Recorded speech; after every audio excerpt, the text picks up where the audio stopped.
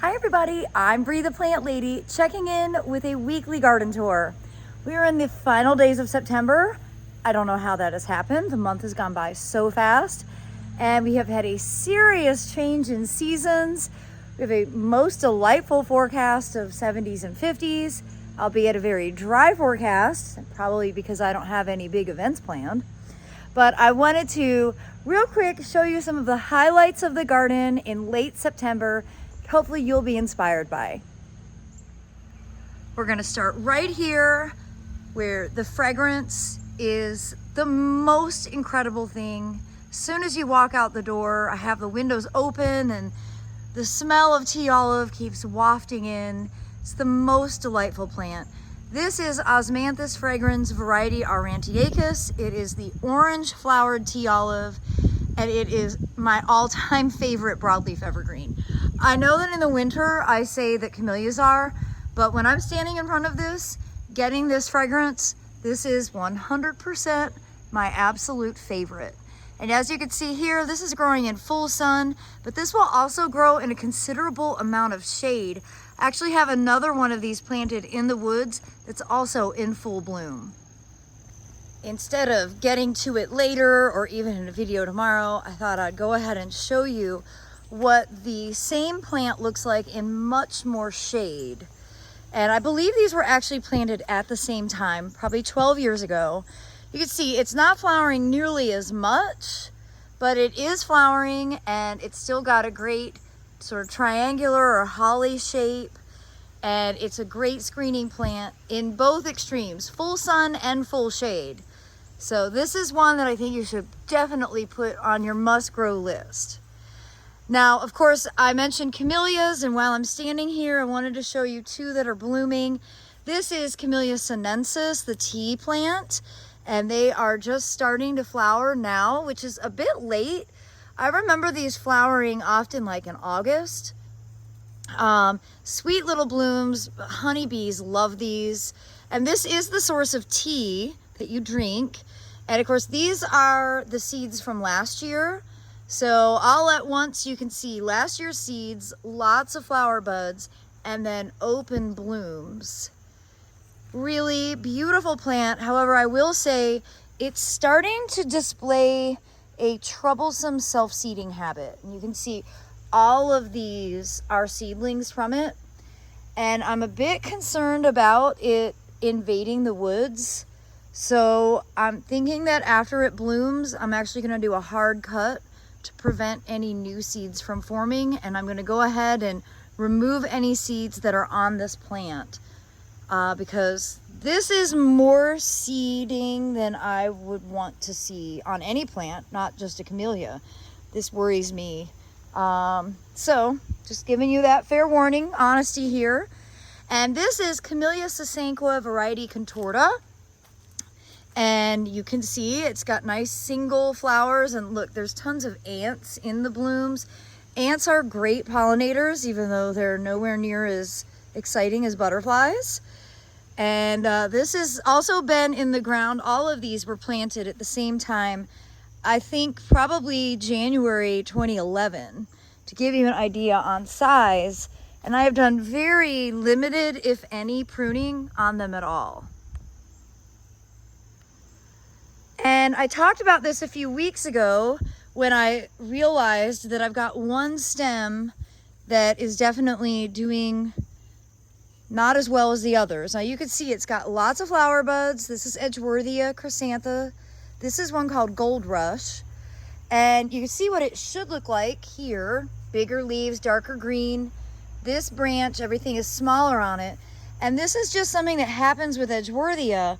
The older branches, and you can see this one is like one of the originals. It's really thick. Sometimes they just sort of rot off and die. And so after it flowers this winter, I'll go ahead and cut it way back. And you can see it'll send up suckers of nice new healthy growth. So if you have an Edgeworthia that is looking like this, it's not you, it's the plant. And it's relatively common, particularly when they get some age. Again, all of these shrubs along this front section of the woodland were planted in winter of 2011. So they've been in the ground a long time, including that Oryxia, that Metasequoia, this huge Camellia japonica ogon. I'm sorry, that's not, is it ogon? No, this is Happy. Sorry, Happy Higo. As well as these other Edgeworthias. So this is Edgeworthia chrysantha snow cream, and this is Edgeworthia papifera, which is I think a different species that might just be a variant. Everything about this plant is smaller. The leaves, the flower buds, even the stems are considerably small compared to the normal species, Edgeworthia chrysantha. Well, I figure while I'm talking about Edgeworthias, I might as well show you my shining star that's in the ugliest spot, my work zone that really needs to be cleaned up. This is the one that planted itself. You can see that pot is still there. It planted itself in about 2015. And it's definitely my largest and healthiest, and it gets the most flowers, and I don't do anything to it other than I try to prune the branches that come towards the bench so that I can actually walk through here. So this is well on its way. You can see the Edgeworthias are all setting flower buds now, and there's lots of flowers to come. Of course, these fragrant blooms open typically in January. You guys, I'm on snake patrol because I just had an unfortunate encounter with a copperhead at the steps of the Airbnb.